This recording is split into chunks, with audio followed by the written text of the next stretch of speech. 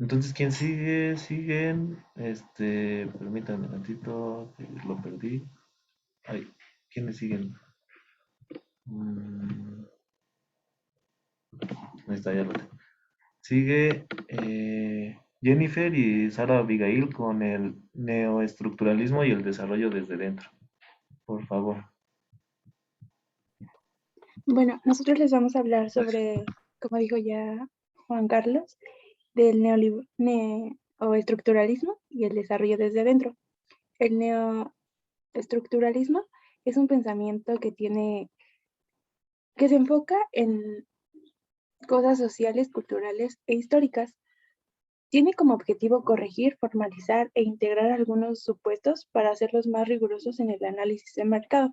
Además, se caracteriza por tener una visión individualista, utilitaria y ahistórica, además de que se nutre de pensamientos y corrientes científicas y usa principalmente las ideas de dos pensadores que son Fernando van Seltenberg y Osvaldo Zunke. El primero propone que debe de haber una nueva industrialización basada en la ampliación de las alianzas sociales.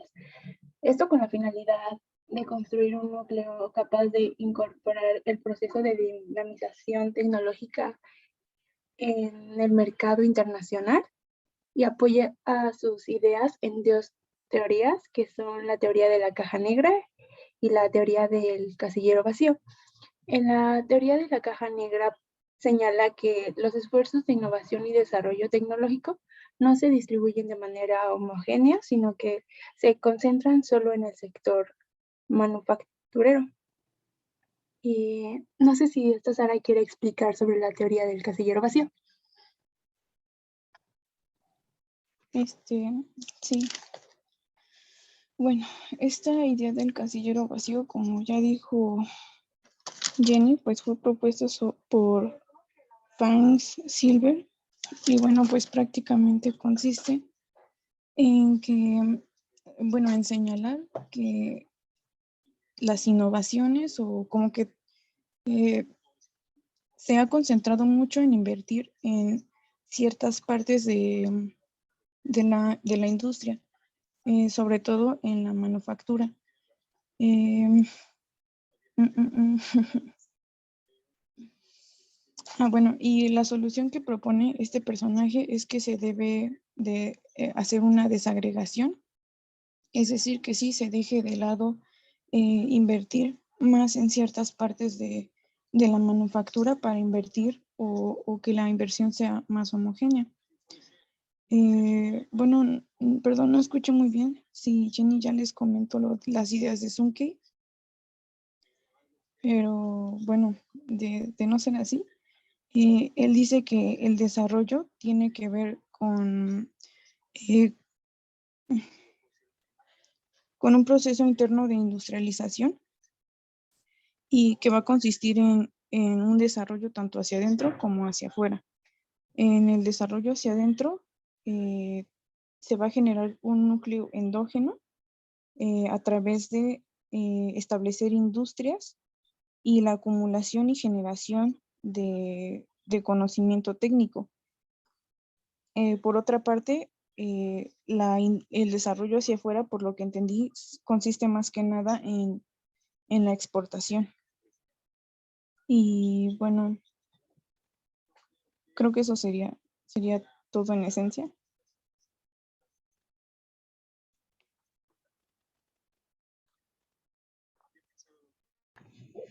Bueno, una parte importante de esta corriente del neoestructuralismo es que surge a partir de las crisis que se vivían en Latinoamérica, desatadas, ¿no? Por todos estos procesos ¿cómo se llama? De dictaduras, ¿no? De dictaduras que se vivieron en Sudamérica sobre todo. Y me parece que algo muy importante en esta perspectiva es que los países que en aquel momento se consideraban subdesarrollados o bajo esta perspectiva se les nombra como subdesarrollados, hacían énfasis en que este modelo de producción, lo que diga, este modelo para alcanzar el desarrollo a través de la producción y la implementación de estrategias y métodos basados en ciertas tecnologías, no aplicaban necesariamente en los países latinoamericanos o en vías, en subdesarrollados, perdón, ¿no? Todavía no, creo que no se manejaba en vías de desarrollo, ¿no? Subdesarrollados, ya que los contextos eran distintos, ¿no? Y en contexto se referían a muchas circunstancias. En este caso me recuerda mucho a alguna experiencia que se vivió aquí en México, que cuando se intentó implementar el monocultivo de cierta variedad de maíz, se les regalaba tractores a campesinos que vivían en las sierras, ¿no? En las sierras de Chiapas, con colindancia con Tabasco, ¿no? No sé si han pasado por allí, pero pues es realmente un lugar muy, pues, de difícil acceso, ¿no? Entonces, pues, se planteaban esto, ¿cómo quieren que implementemos las mismas técnicas bajo el mismo modelo de desarrollo si nuestras circunstancias geográficas, sociales, son distintas, ¿no? Entonces se plantea que este desarrollo, justo en el núcleo endógeno, se readapten todas estas tecnologías y estrategias a los contextos de estos países, ¿no? Y que de ahí se tome fuerza justo para poder ir hacia afuera con una economía fuerte, ¿no? Con una economía fuerte que permita la exportación de productos ya manufacturados, ¿no? También pues se veía esta problemática que mencionaron muy bien las compañeras, que era de que estaba solamente pues muy centralizado el desarrollo de la tecnología y de la ciencia y que se proponía que se fuera hacia otras, pues, otras ramas de la industria, ¿no? Y, espérame un ratito, y bueno, eh, se decía que una vez que se tuviera un núcleo endógeno fuerte, pues se podría saldar la deuda externa y también la deuda social, ¿no? Esto me parece que es algo muy importante del concepto de esta corriente neoestructuralista, porque ya no solamente se observa o se plantea el desarrollo como solución a problemas, pues puramente económicos, ¿no? Que es el crecimiento económico, la riqueza y todo esto, sino que también ya se toma en cuenta por las circunstancias que se vivieron en Latinoamérica, saldar la deuda social, ¿no? Y esta se expresaba en tres ámbitos específicos, ¿no? Uno era la transición hacia el desarrollo vista desde el crecimiento económico, pero también iba a tomar en cuenta la consolidación de la democracia, ¿no? Esto debido a que estos países habían atravesado muchísimos problemas de dictaduras y de totalitarismos, ¿no? Y también ya se tomaba en cuenta la superación de la pobreza, ¿no? Como vimos en el documental de la teoría del shock, pues mucho de la implementación de las políticas neoliberales pues llevaron a una pobreza extrema en los países latinoamericanos. Entonces este nuevo neoestructuralismo, o bueno, pleonasmo, perdón, el neoestructuralismo se promueve también para saldar esa problemática, ¿no? Que es la pobreza extrema. Entonces, me parece que aquí ya vemos tres campos definidos, ¿no? Uno, el desarrollo desde el crecimiento económico, otro, la democracia y otro, pues, superar la pobreza, ¿no? Que también, pues, es algo que escuchamos mucho, ¿no? En los discursos de los políticos actuales, ¿no? Que dicen que a través del crecimiento económico es como se van a lograr las condiciones para superar la pobreza extrema que se vive en nuestros países, ¿no? Y constantemente nos están bombardeando en los noticieros de que 60% de la población ha superado la pobreza extrema, ¿no? Y bueno, ya a partir de estas ideas de superar la pobreza es que se desarrollan algunas estrategias y técnicas que pueden medir o que se proponen más bien medir este tipo de parámetros, ¿no? Entre las que se encuentran pues varias técnicas que nos mencionan como por ejemplo que una persona o una familia deja de ser pobre si se tiene piso de cemento, si se tiene techo de cemento, si no se vive en láminas, ¿no? Si se tiene acceso a los recursos, al agua, si se tiene acceso a los servicios, perdón, y cómo se van desarrollando esto, ¿no? Pero de ahí es de donde surge, ¿no? Y me parece que es bajo un contexto muy específico. Sí, sí, también hay diferentes formas de medir la pobreza, pero también nos deberíamos de preguntar, o bueno, pienso yo, ¿no? ¿Qué es la pobreza realmente? ¿No? Y cómo está entendida. No sé, hasta allí quisieras comentar algo, Felipe.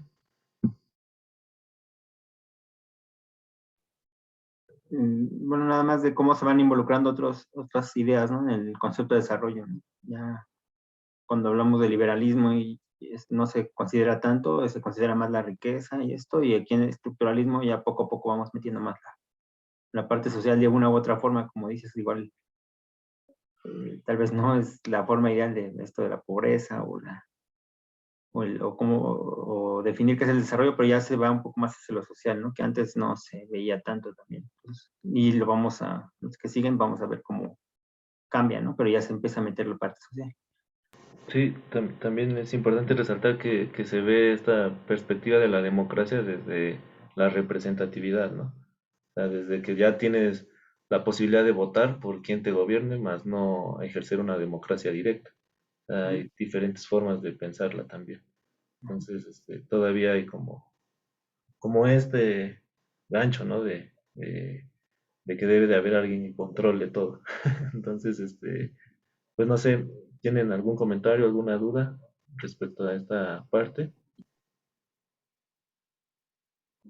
Y bueno, ese es un problema, bueno, hablando de lo mismo, de cómo medir las cosas, siempre esto creíamos que es una de las preguntas de la economía, para quién te produce, ¿no? O cuál es el bienestar,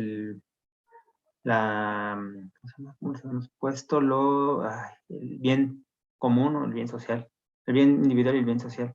Entonces, ¿cómo medirlo, no? Es una pregunta que también es recurrente en la economía, ¿no? ¿Cómo medir ese bien? Y entonces se llega al bienestar, ¿no? Hay una economía del bienestar y economía, pero hay varias formas de medir, y entonces a veces, ¿qué es el bienestar? A veces, muchas veces es la capacidad o la riqueza, ¿no? También se puede medir por la riqueza, que es en cuestión de las naciones, ¿no? Pero el bienestar, que es que muchas veces se llegó a la conclusión, o en el liberalismo, que es la cantidad de bienes que tenemos, ¿no? También, ¿no? El satisfacer estas necesidades, pero solamente con los bienes que adquirimos. Entonces, no sé, ahí es eh, es una variable que se ha tratado de medir también o de simplificar también, ¿no? De una forma para analizarla mejor. Pero a lo largo de la historia de la economía se ha buscado qué variables podemos tomar en cuenta, y por eso a veces, bueno, en estos sistemas no se dejaba de lado lo social. Vale, gracias, Feli. Entonces, pasamos con Martín y Jimena a que nos expliquen un poco de qué va el paradigma central de nuestra clase, ¿no? El desarrollo sustentable y qué toma en cuenta, ¿no? Por favor. Hola, bueno, como habla en el artículo, el desarrollo sustentable surgió a partir de que surgieron todas estas teorías, bueno, de que se empezó a hablar del medio ambiente y la destrucción de la naturaleza y todo eso. Según esto, a final del siglo XX, digo, inicios del siglo XX, pero bueno, quién sabe, ¿no? Y ya como que se empezó a hablar de eso y eso hizo que cada vez se hiciera más eco sobre la destrucción de la naturaleza y nuestra relación con la naturaleza, etcétera, etcétera, también de manera económica. Y, y lo que plantea principalmente el desarrollo sustentable es como justo más que todos estos conceptos de desarrollo que se venían manejando antes, manejar el desarrollo como que cada persona tenga una calidad de vida digna, por así decirlo, pero también como llevándose bien con la naturaleza, que es algo que no se había hablado antes. Y justo como que está orientado principalmente para las personas, pero como que también habla por primera vez de la relación con otras especies. ¿Y qué más? Voy a ver las preguntas. Ajá, como que se ve también la relación que han tenido los países primermundistas con los bueno, con los subdesarrollados, como nos dicen. Y,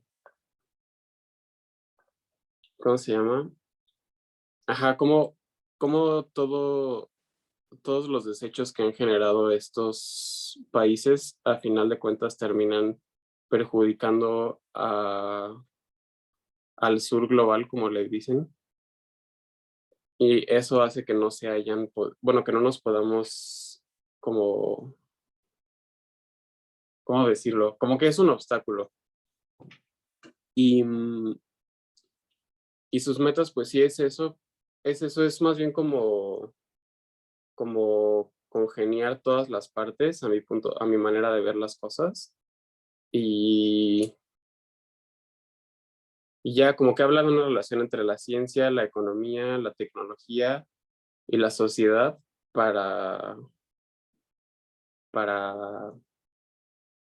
no sé, no estoy encontrando las palabras ahorita, pero para tener una vida digna para todas las personas, que eso es algo que me parece muy importante, que habla de todas las personas y no solo de un, un sector que se está desarrollando con el pretexto de que sea para todo el mundo, como siento que se habla de desarrollo muchas veces. Y ya, esa es mi parte. Bueno, eso es lo que yo iba a decir. Y también en el sentido de cuáles son sus metas y cómo se plantea alcanzarlas, bueno, como lo dijo Martín, así tal cual lo ponen en el texto, es el bienestar de las personas, o sea, es como cambiaron ya ese enfoque al crecimiento económico y lo pusieron como el bienestar de las personas, tanto, bueno, sí, con una equidad intergeneracional, o sea, que no importa de qué país sea, tenga las mismas oportunidades y el mismo grado de bienestar que en cualquier otro país. Y también, no, espera, ese es intrageneracional. Y intergeneracional en el sentido de que también para las futuras generaciones hay un bienestar. ¿Y cómo se planea alcanzarlo? Es a través de mantener un equilibrio en los ecosistemas y aprovechar de forma más moderada, lo plantea así, los recursos disponibles. Respondiendo a la otra pregunta de si se puede morir, bajo qué parámetros, yo creo que como lo dijo Felipe hace rato, o sea, al principio a mí no se me había ocurrido porque es como un poquito más la parte social, ¿no? De cómo medir el bienestar, pero entonces ahorita yo lo mediría como por los bienes, o sea, de cada país y también pues en general, ¿no? El nivel de bienestar bueno, en cada país o en cada región de los países. ¿Cuáles son sus consecuencias económicas, políticas y sociales? Bueno, las políticas y sociales, yo diría que sería pues acabar con la brecha de desigualdad que existe con el modelo neoliberal y pues las ambientales serían reducir lo más posible el grado de explotación a los recursos ambientales que se está dando por los otros modelos económicos.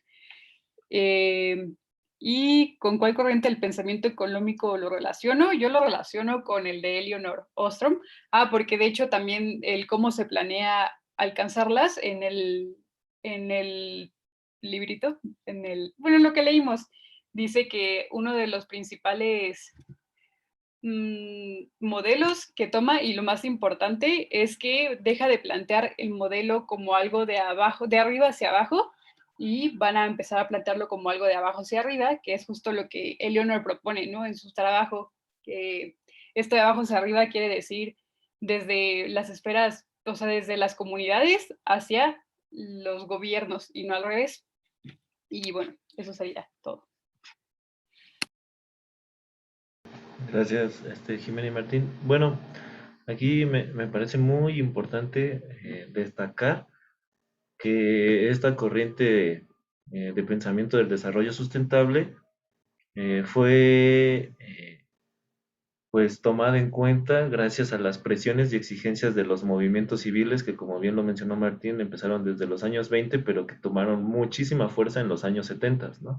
Entonces no es algo que se haya logrado nada más porque los gobiernos lo empezaron a pensar y son buena onda, ¿no? Sino que realmente hubo una presión social que obligó a que existiera esto, pero también mencionan en el artículo que hubo procesos económicos que comenzaron a influir a que estas tendencias pues fueran escuchadas, ¿no? Y una de las más importantes fueron las tensiones debido a las perspectivas distintas que había de este concepto de desarrollo entre el norte industrializado y el sur en vías de desarrollo, ¿no? Aquí creo que también es ya muy importante mencionar que se quita de, ¿no? Se deja de lado esta perspectiva de que hay países desarrollados y países subdesarrollados, ¿no? Sino ahora va a haber países desarrollados y países en vías de desarrollo, ¿no? ¿Por qué? Porque ya son diferentes los contextos y va a haber diferentes caminos pues sí, caminos para lograr estar en desarrollo, ¿no? En el desarrollo. Y también algo muy importante es para el desarrollo de esta perspectiva son las reuniones lideradas por la ONU, ¿no? A partir de esta presión social y económica, pues la ONU decide comenzar a hacer reuniones, ¿no? En donde se aceptan problemáticas como que la industrialización de los países del norte impone restricciones a los avances a los países en vías de desarrollo o en desarrollo, ¿no? Como nos lo mencionó Martín. También esto se me hace algo muy interesante y que pues podríamos discutir mucho, pero ellos mencionan que la pobreza es la causa de las problemáticas ambientales en el mundo de los países en desarrollo, ¿no? Y se propone al crecimiento económico como respuesta a esta problemática, ¿no? Entonces, mientras mayor crecimiento económico haya y todo este crecimiento económico basado en el avance tecnológico, se va a superar los problemas ambientales que causa la pobreza, ¿no? Después, eh, también aceptan que que debe de existir, perdón, una administración sostenible del patrimonio natural para el beneficio de la humanidad, ¿no? Aquí es algo muy importante porque ya van cambiando las perspectivas, ¿no? Como decía Jimena, ya se pone el beneficio humano en el centro de la problemática. Y se abordan las problemáticas generacionales que nos comentó Jimena, y se propone que debe de existir un reordenamiento de las estructuras de comercio internacional y flujo de capital para asegurar la influencia en los países en vías de desarrollo, ¿no? Y bueno, de todas estas reflexiones y análisis surgen algunas definiciones del desarrollo sustentable o sostenible. Bueno, sustentable, perdón, en donde destacan tres componentes básicos, ¿no? O sea, ya tres dominios o tres universos que componen este concepto, ¿no? Que uno es el económico, el siguiente es el social y el último es el ambiental, en donde estos siempre van a estar relacionados, ¿no? Y sí hay parámetros que nos pueden ayudar a, ¿cómo se llama? A ver cuál es la situación de cómo va avanzando este paradigma del desarrollo sostenible, ¿no? Y bueno, vamos a profundizar más adelante acerca de esto, pero rápidamente les pongo esta que encontré, que bueno, son lo que se ha planteado para el 2030, ¿no? Y bueno, está el fin de la pobreza, el hambre cero, la salud y el bienestar, la educación de calidad, igualdad de género, aguas limpias y saneamiento, energía asequible y no contaminante, trabajo decente y crecimiento económico, industria, innovación e infraestructura, reducción de las desigualdades, ciudades y comunidades sustentables, producción y consumo responsables, acción por el clima, vida submarina, vida de ecosistemas terrestres, paz, justicia, instituciones sólidas, alianzas para lograr los objetivos, ¿no?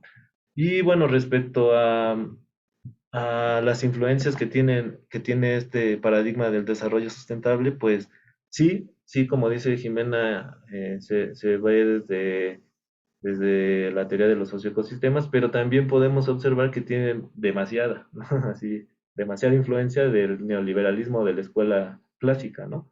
Porque sigue basando muchas cosas en el crecimiento económico, ¿no? De hecho, es una de las problemáticas más fuertes respecto al desarrollo sustentable, ¿no? ¿Cómo va a existir algo sustentable si seguimos eh, pues basándonos en el crecimiento económico como única vía para alcanzar el desarrollo y superar la pobreza, ¿no? Y también podríamos poner ahí en tela de juicio por qué la pobreza es la causa de los problemas ambientales, ¿no? Entonces, pues hay muchas cosas, pero lo importante aquí es que ya se ve un concepto de desarrollo un poco más holístico, ¿no? Más general y que involucra ya no solo la esfera de lo económico, sino la esfera de lo social, la esfera de lo ambiental y sobre todo también me parece muy importante que involucra la esfera o bueno, más bien la variable tiempo, ¿no? Como vimos en las otras formas de pensamiento del desarrollo, lo eliminaba, ¿no? Aquí sí ya es importante el tiempo y importante cómo se llega a las siguientes generaciones. No sé, Félix, si quieras agregar algo. No, pues creo que, bueno, esto de la pobreza que es muy malthusiano, ¿no? Que ya lo habían mencionado cuando hablaron de Malthus, ¿no? Cómo también él le asumía o le daba más responsabilidad a los pobres, ¿no? En cuanto a la sobrepoblación. Y bueno, y ya esto es actualmente pues al deterioro ambiental. Y también hablar de esta hegemonía o de cómo se implantan que lo vamos a ver también más adelante, cómo se van implantando parte de estas convenciones de las Naciones Unidas, cómo ahí se implanta esta política de desarrollo sustentable. Entonces, antes en el neoliberalismo era a partir de como lo menciona el artículo, también de esta convención, bueno, reunión que hubo en Washington, pero que a través de organizaciones internacionales como el Banco Mundial y el Fondo Monetario Internacional, se obliga a los países a tomar esa política neoliberal.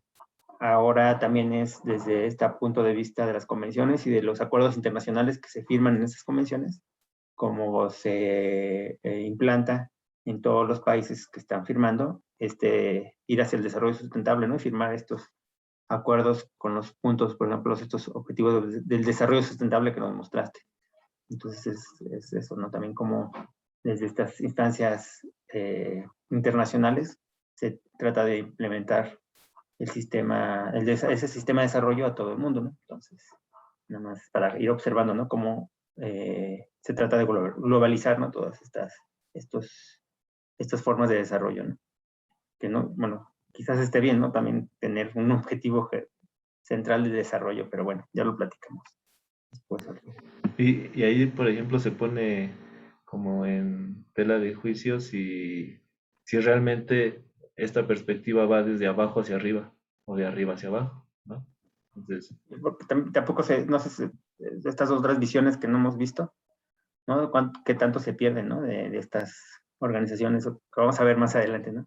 La bioculturalidad o estas otras visiones que han tenido por lo que encontró también Elinor Ostrom, ¿no? Cómo las sociedades se han ido regulando a lo largo de la historia y que tienen tal vez otra visión de desarrollo, pero más adelante lo bien. Igual va a decir te algo, quiero Jim. decir eso de la Agenda 2030, igual es cuestionable, ¿no? Y justamente o sea, pues sí es cuestionable si realmente es de abajo hacia arriba, porque las Naciones Unidas dicen que buscan implementar apoyo económico a personas que busquen formar asociaciones que cumplan alguna de los objetivos del desarrollo sostenible. Y está chistoso porque, bueno, yo estoy con un grupo de amigos que nos metimos a eso de la Agenda 2030 y estamos, pues sí, nos dieron un apoyo económico que estaba muy chiquito, pero donde dijimos, ¿qué pedo? Es que Cemex, Cemex está ahí metido, o sea, y de hecho Cemex va a dar apoyo económico y nos piden que mencionemos a Cemex en eso. Y nosotros sí estamos como de, ¿pero cómo? Es que es una minera. Sí, entonces es muy cuestionable. Y aparte, o sea, más allá de que nos piden el patrocinio, también nos piden que cumplamos con ciertas cosas que los que nos aportan dinero piden. O sea, no podemos hacer cualquier cosa, sino que cumpla estos parámetros que piden estas cosas. Entonces sí es muy cuestionable, si realmente es de abajo hacia arriba.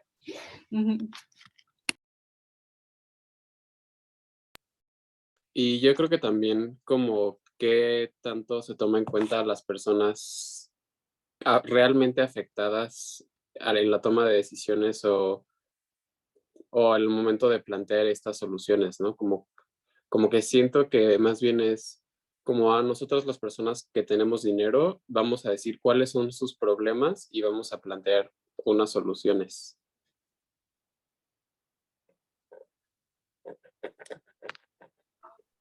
Sí, es esa la evolución de la ONU, dice Diana. Exactamente. La ONU siendo Estados Unidos. Sí, es un modo de control o de organización, ¿no? Que les digo que es la hegemonía que se ha visto siempre, ¿no? O sea, bueno, por lo menos ahora ya se tiene en consideración al ambiente, ¿no? Y un poco más a la sociedad. Porque ya también se han dado cuenta de que si no involucramos a la sociedad, pues también habría mayor problema. Entonces, creo que, pues también Nestlé, dice Montserrat. Pero sí, bueno, y esto es parte del greenwashing y todo esto, ¿no? De cómo las empresas, para lavar un poco su imagen, pues aportan dinero, ¿no? Pero pues, ahí está Coca-Cola también, creo que es uno de los mayores, bueno, ya no recuerdo muy bien, pero de Pro Natura, por ejemplo, de estas organizaciones, ¿no? También verdes. Ahí están muchas de estas organizaciones, de estas empresas grandes transnacionales aportando dinero, ¿no? Seguramente van a ver a Grupo México también por allí, ¿no? Tratando de limpiar un poco su imagen, entonces, y pues tienen el poder económico, ¿no? Pero bueno, ya lo vamos a ir viendo también poco a poco. Sí, esto es parte de uno de los objetivos que se plantean en las agendas, ¿no? Que es, para esta Agenda 2030 es el 17.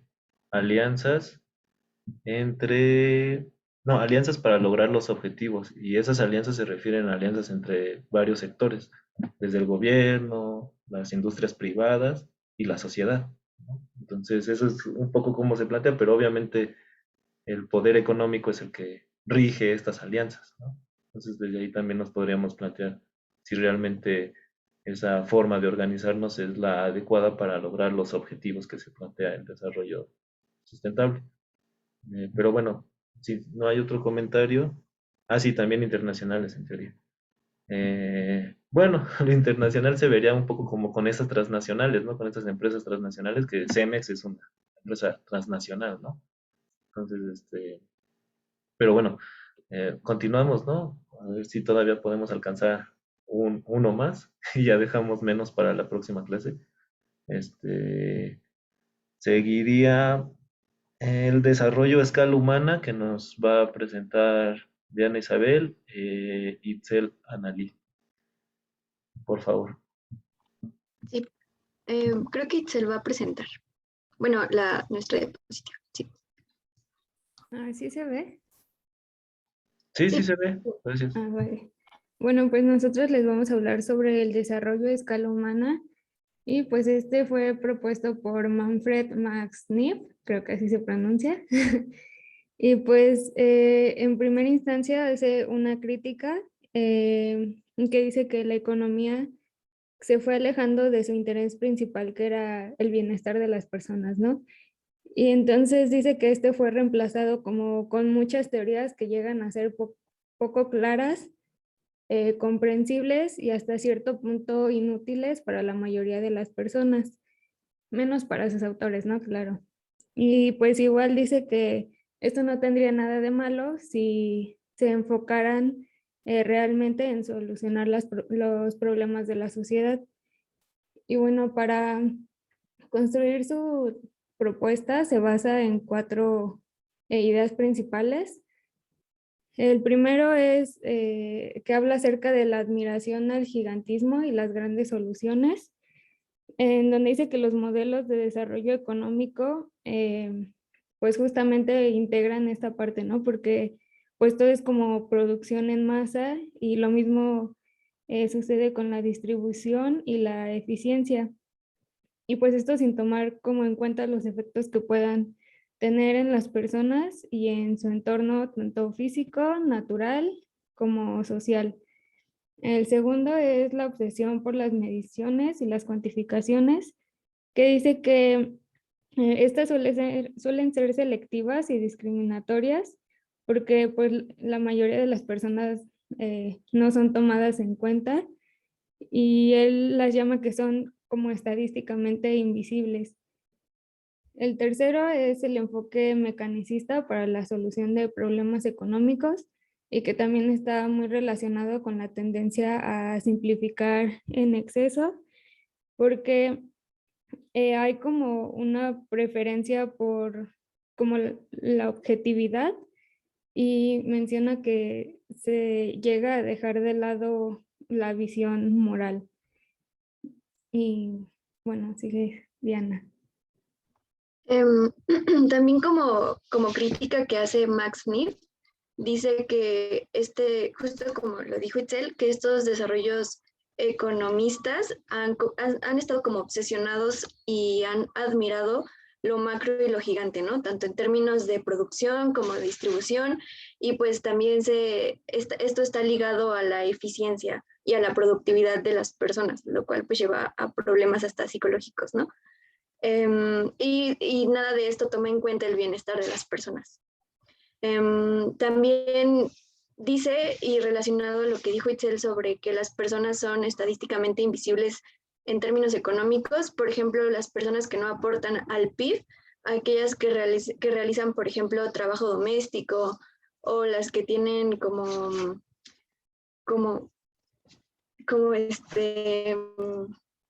trabajos muy informales, pues no son tomadas en cuenta y ni siquiera son invisibles, pues. Y también dice que en este sistema la justicia social está confundida con el crecimiento económico, ¿no? Como ya lo vimos anteriormente.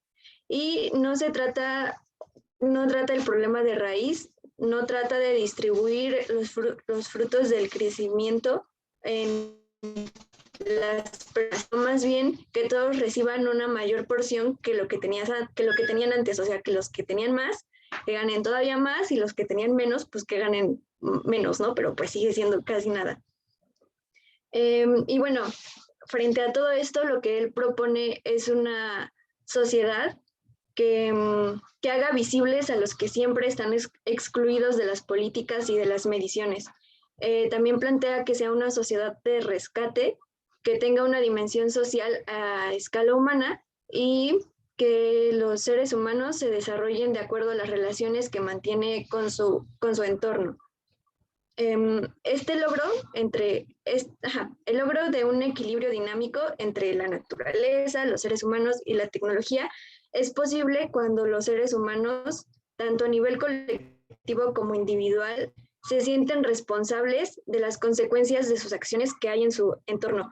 Y esto es posible si las dimensiones de dicho entorno se mantienen a escala humana. O sea, como que las personas se sientan importantes y sientan que sí están aportando algo a su entorno.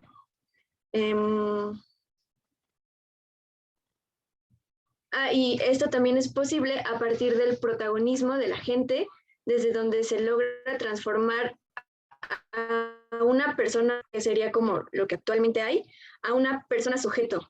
Entonces, este desarrollo supera la aplicación de estos modelos gigantescos y jerárquicos, como lo decía Jimena, que están de arriba hacia abajo. Y eso. Y bueno, ya como último, el desarrollo a escala humana lo podemos definir como tal desarrollo que se concentra y sustenta en la satisfacción de las necesidades humanas fundamentales, en la generación de niveles crecientes de autodependencia y en la articulación orgánica de los seres humanos con la naturaleza y la tecnología. de los procesos globales con los comportamientos locales, de lo personal con lo social y de la planificación con la autonomía y de la sociedad civil con el Estado. Eso sería como a grandes rasgos el desarrollo a escala humana. Muchas gracias, compañeras. Pues sí, me parece muy interesante e importante cómo empieza esta crítica, ¿no? Al gigantismo de las visiones pasadas del concepto de desarrollo, bueno, no pasadas, anteriores a esta, del concepto de desarrollo, y cómo lo propone a escala humana, ¿no? Creo que eso es algo muy interesante que también podríamos analizar desde nuestras perspectivas científicas, cómo la escala es lo importante para muchos procesos, ¿no? Y para distintas mediciones. En este caso, cómo uno como persona puede influir si se trabaja a una escala en donde puedas influir en tu contexto, ¿no? Y en lo que te rodea. Entonces, me parece una propuesta interesante y cómo al final va articulando que esta posibilidad de trabajar a escala humana va a ir articulando a diferentes circunstancias sociales, ¿no? Y deja totalmente, o bueno, casi totalmente de lado la idea de que el crecimiento económico es el sinónimo del desarrollo y pues plantea otras variables para poder conseguir estos objetivos, ¿no? Que lo maneja como, bueno, me acuerdo que lo había puesto por aquí como utopía, ¿no? Sí. Así dice que, ajá. Sí, sí, sí, coméntalo si quieres. Sí, era eso, de que dice textualmente, de que planea como una sociedad utópica. Exacto, ¿no?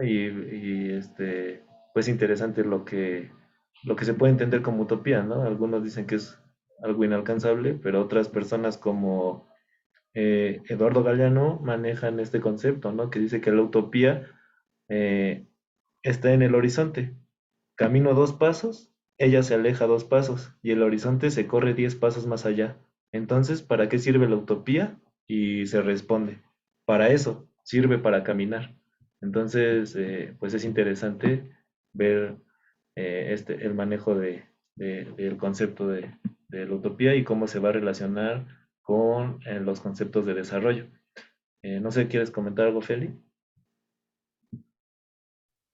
Sí, bueno, ya estamos pasando a estos conceptos de desarrollo un poco menos implementados quizás, ¿no? Como que ya más va para la parte teórica, ¿no? Que poco a poco se eh, van criticando estos procesos, estos conceptos que ya habíamos visto, incluyendo el desarrollo sustentable, ¿no?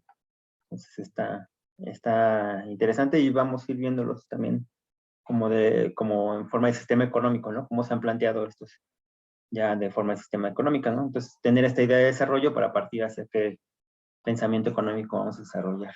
Entonces, están A mí, interesantes. a mí me parece que no lo hemos visto, lo vamos a ver cuando veamos otras visiones, pero esta idea de desarrollo está, me parece, no estoy, no hay como un texto que, que lo Sí, ha... no, digo, ya desarrollado teóricamente ya son menos estos, ¿no? Que el desarrollo sustentable, que vamos a ver que hay un montón de literatura y todo, ¿no? Sí, Y de los anteriores. pero percibo que esta idea de desarrollo a escala humana tiene mucho que ver con la economía social y solidaria, que también implícitamente, así en sus textos mencionan que el centro de la economía debe de ser el ser humano, ¿no? Y no ya los intercambios, el mercado, el dinero y todo lo demás, ¿no? Mm. Entonces, me parece que esta puede estar ligada a eso y algunas que veremos más adelante están ligadas a propuestas económicas relacionadas con el buen vivir, sobre todo la del desarrollo humano, pero bueno, ya cuando lleguemos a exponer eso, pues lo platicamos, ¿no? Tengo Bueno, una regresamos. duda. Sí, Bueno, en el artículo no lo menciona, pero en este caso, en este tipo de desarrollo, ¿cuál es el papel del medio ambiente o en dónde se deja? pues me parece que sí lo menciona, porque dice que se debe de entender que a escala humana puedes influir en tu contexto, ¿no? Y incluso creo que mencionan en el contexto ambiental. Entonces, podríamos decir que esta parte donde menciona que la autonomía es importante, también se puede retomar estas ideas de la autonomía desde lo que tú produces, ¿no? O sea, ya más en concreto, pues que, por ejemplo, si tú tienes un huerto o una huerta, pues tú ya estás generando un agroecosistema, que por lo tanto pues, tiene alguna influencia en el ambiente, ¿no? O dejas de consumir algo, ¿no? Entonces, me parece que verlo a escala humana nos permite como accionar, ¿no? Y tener, pues eso, influencia en lo que está ocurriendo en nuestro contexto y en nuestro ambiente que nos rodea. No que si solamente nos ven como individuos que son potencialmente consumidores, ¿no? O productores. Entonces, creo que ahí está un poco esa visión, esa perspectiva del ambiente, Diana. No sé qué opinas tú, pues también lo leíste. Sí, ya lo encontré. Ajá, dice que logro- el logro de un equilibrio dinámico entre naturaleza, seres humanos y tecnología, y ahí ya menciona lo de escala humana. Sí, exacto. Es que Bien. finalmente el entorno, ¿no? También está involucrado en el bienestar que tenemos, ¿no? Como nosotros, como humanos, y nosotros tenemos un impacto en el entorno. Sí, tal vez aquí recordar un poco que ambiente pues se refiere a un poco más que lo que se refiere a ecosistema, ¿no? En el concepto, o sea, ambiente ya involucra lo social, lo político, lo económico, ¿no? Entonces, pues eso, pues la dejamos hasta aquí, ¿no, Feli? Sí, Y sí, continuamos la otra clase. sí. Bueno, igual yo quería pasarles un video en relación a lo que preguntaba esta Diana hace rato de qué hacer, no sé, cómo movernos, ¿no? Entonces ahí yo creo que lo vamos a dejar asincrónico. Entonces yo les voy a mandar las indicaciones, vamos a ocupar esta plataforma de Perusal, pero les mando las indicaciones por el Moodle, ¿no? De hecho, estoy averiguando porque creo que se puede conectar la plataforma y eso, pero tengo que averiguar cómo. Y se las mando. Y antes igual de irnos, les quería mencionar lo del ensayo para que lo vayan pensando. También es que todavía no te defino bien las fechas bien porque como que me causan algún problema ahí las fechas. Entonces, bueno, ya les había dicho que puede ser individual en parejas. El tema, nos gustaría que nos dijeran el 25 y el 27 de octubre, lo vamos a dejar en 2 clases, o quizá en una. Pero la idea es que para el 25 ya tengan su idea de qué tema tocar. Más o menos vamos a comentar para ver si alguien, si se conjuntan los temas o para irlos ordenando también. Y el 10 y 17 de noviembre sería la entrega de los objetivos del ensayo. ¿Qué objetivo van a tener? Después queremos que nos presenten un artículo relacionado con su tema. Entonces serían estas fechas. Y los antecedentes es lo que no sé si bueno, sí, el 10 de diciembre. Lo malo es que esa lo moví, no estoy seguro de la fecha. Que está muy pegado a, no, está mal la fecha. Era el 15, pero está muy pegado a los artículos. Entonces aquí sería la entrega de unos antecedentes. Ya voy a modificar las fechas, pero para que sepan cómo vamos a ir entregando. Y al final la idea es que la entreguen el 17 de enero para que la entreguen antes de que termine el semestre, para que ya una semana antes más o menos, no, un poco más. Lo voy a modificar las fechas, pero la idea es que la entrega final sea un video bueno, nos entregan el ensayo y un video explicándole a sus compañeros lo que hicieron, ¿no? Para que se enteren de qué hicieron. Entonces ya les vamos a mandar las fechas, pero es más o menos como pensamos que se entreguen el ensayo y lo vamos a explicar en el Moodle un poquito mejor, pero las fechas son las que todavía no me quedan bien claras, cómo ponérselas para que ahí es que las vacaciones se intercalan ahí, es lo que me causa conflicto. Sí, Ana Paula. ¿Cuál es la extensión del ensayo? También se los vamos a poner. Son de 3 a 5 hojas, pero